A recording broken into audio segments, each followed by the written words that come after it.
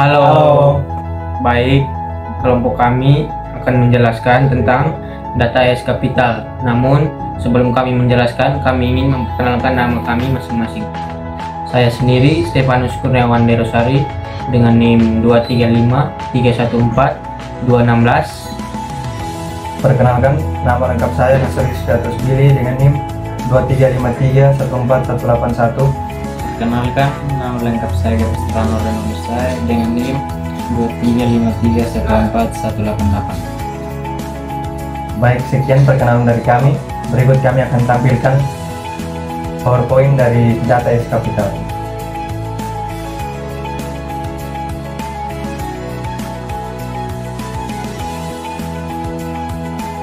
Baik, di sini kami akan menjelaskan tentang materi tentang data AS Capital. Latar belakangnya, perubahan paradigma ekonomi yang diakibatkan oleh transformasi digital dan perkembangan teknologi informasi.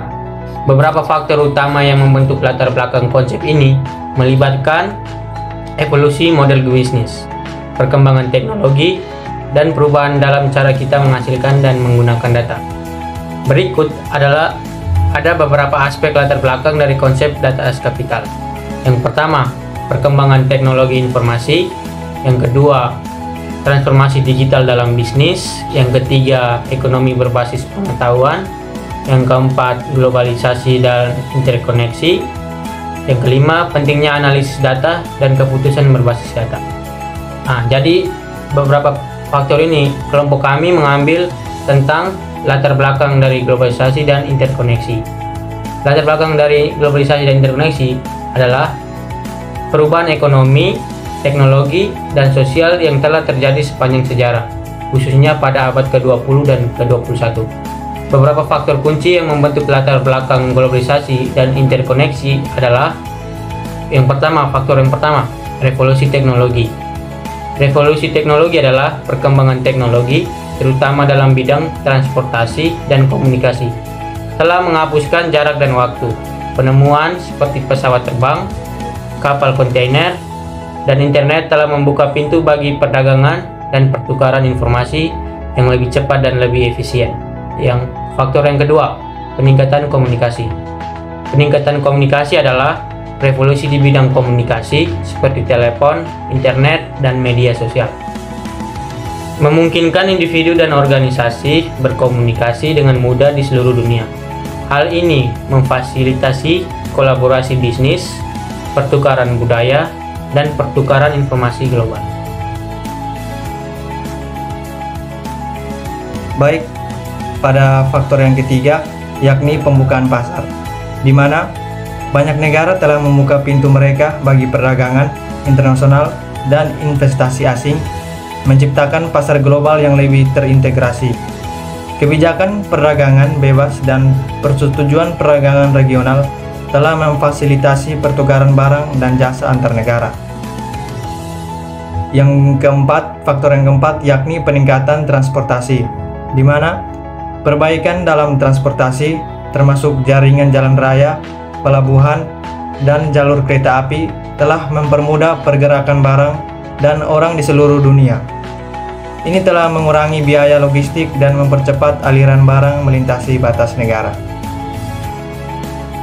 Faktor yang kelima, perkembangan modal dan keuangan global. Faktor globalisasi keuangan mencakup integrasi pasar keuangan dan pertumbuhan lembaga-lembaga keuangan global. Perdagangan saham, obligasi, dan instrumen keuangan lainnya semakin terhubung, memungkinkan investasi yang lebih mudah di pasar internasional. Faktor yang keenam, peningkatan perdagangan internasional. Adopsi berbagai perjanjian perdagangan internasional seperti GATT dan WTO telah mendorong liberalisasi perdagangan dan memperkuat kerjasama ekonomi antar negara. Melanjutkan dari faktor yang keenam tadi, saya akan menjelaskan tentang faktor yang ketujuh.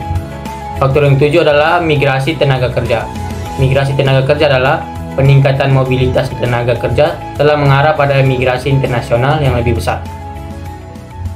Pekerjaan migran berkontribusi pada pasar tenaga kerja di negara tujuan dan mengirimkan remintasi ke negara asal, menciptakan keterkaitan ekonomi global.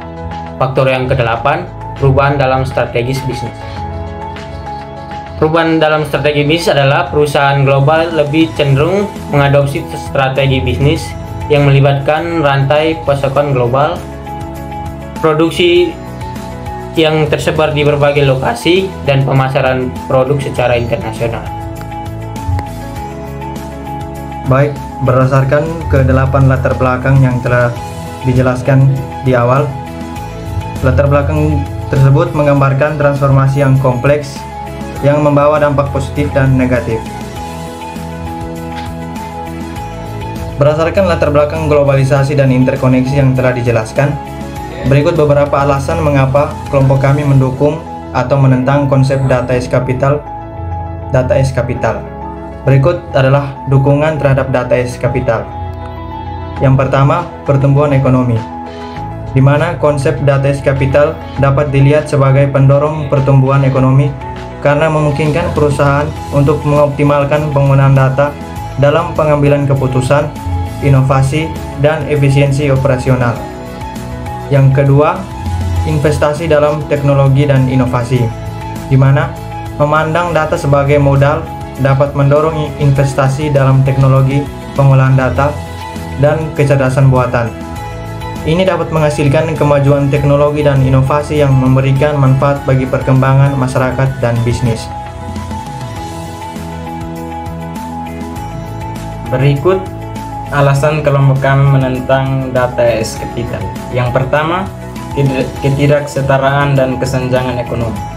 Kritik terhadap konsep ini mencakup kekhawatiran bahwa mendorong data sebagai modal dapat meningkatkan kesenjangan ekonomi, dengan perusahaan besar mendominasi dan mendapatkan keuntungan yang besar, sementara yang lebih kecil terpinggirkan. Yang berikut, masalah privasi dan kepemilikan data. Ada kekhawatiran bahwa melihat data sebagai modal dapat mengabaikan hak privasi individu dan menyebabkan masalah terkait kepemilikan data, di mana individu mungkin kehilangan kendali atas informasi pribadi mereka. Sementara beberapa orang melihat data sebagai modal sebagai cara untuk memanfaatkan potensi ekonomi dan teknologis yang besar. Yang ingin mungkin menentangnya karena risiko sosial, etika, dan ekonomi yang dianggapnya terlalu tinggi. Pemahaman dan pengolahan yang bijaksana terhadap dampak globalisasi dan interkoneksi adalah kunci dalam menavigasi isu-isu kompleks ini.